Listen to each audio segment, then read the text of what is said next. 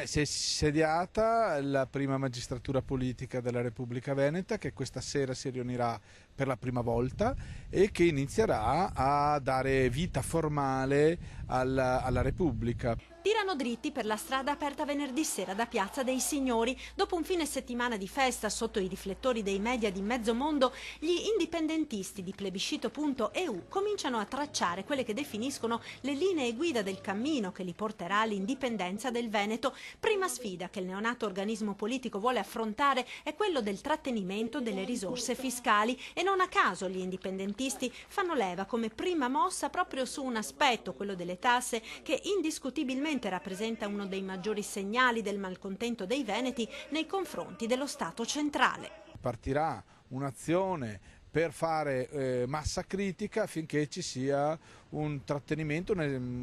totale delle risorse fiscali che oggi vengono sottratte dallo Stato italiano e un'applicazione di quello che probabilmente sarà,